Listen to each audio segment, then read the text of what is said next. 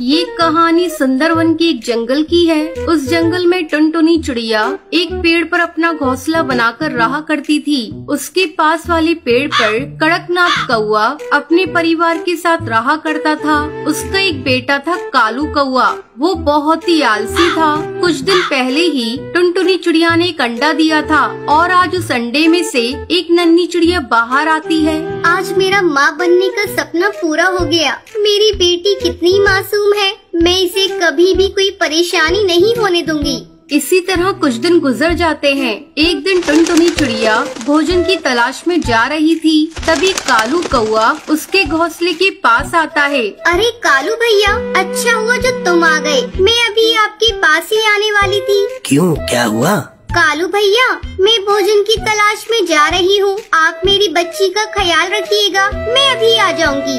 ठीक है बहन, तुम जाओ, मैं तुम्हारे बच्चे का ख्याल रखूंगा। लेकिन आते समय मेरे लिए भी भोजन लेती आना।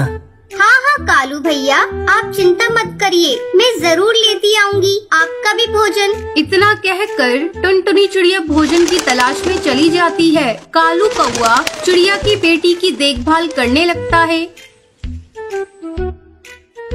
थोड़ी देर बाद जब टुनटुनी भोजन लेकर आती है।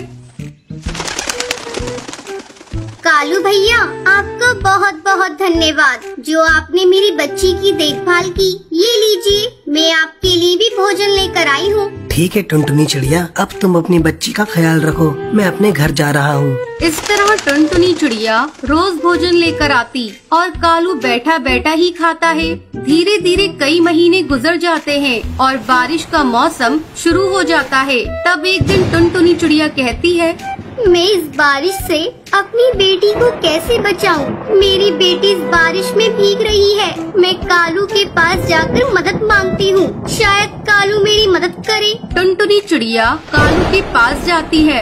भैया, इस बारिश में मेरा घोंसला पूरा भीग गया है। अब मेरा घोंसला पता नहीं कब टूट जाए। क्या बारिश रुकने तक आप मुझे अपने घोंसले में रहने दे सकते हैं? मैं अपनी बेटी को अपने साथ लेकर आई हूँ। टुनटुनी चिड़िया, मैं तुम्हें साफ साफ बता देना चाहता हूँ, मेरे घोंसले में इतनी जगह नहीं है मैं तुम दोनों माँ बेटी को रख सकूँ। तुम कोई दूसरा आशियाना देखो।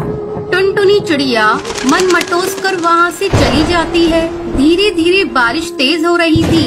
अचानक टुनटुनी चिड़िया को एक पेड़ में बड़ा सा सुराख दिखाई देता है। टुनटुनी चिड़िया अपनी बेटी को लेकर उस सुराख में छुप जाती है। सुबह हो जाती है लेकिन बारिश नहीं थमती। टुनटुनी चिड़िया अपने घोंसले की मरम्मत करने लगती है। अब टुनटुनी चिड़िया का घर बारिश में भीगने से बच जाता है। इस बार टुनटुनी चिड़िया अपने घोंसले को छाते से ढक देती है। कालू कौआ टुनटुनी के घोंसले को देखकर कहता है, अरे ये टुनटुनी चिड़िया तो बहुत ही चालाक निकली। इसने तो अपने घोंसले को छाते से ढक लिया है। मैं मौका देखकर इसका छाता चुरा लूंगा और अपने घोंसले में लगा दूंगा। एक दिन जब टुनटुनी चिड़िया अपनी बेटी के साथ भोजन की तलाश में गई थी, तब कालू कौआ टुनटुनी चिड़िया के छाते को चुरा लेता है और उसे अपने घोंसले में लगाने लगता है। तभी भुल्ला चील वहाँ आ जाता है और वो कालू से छाता छीन लेता है।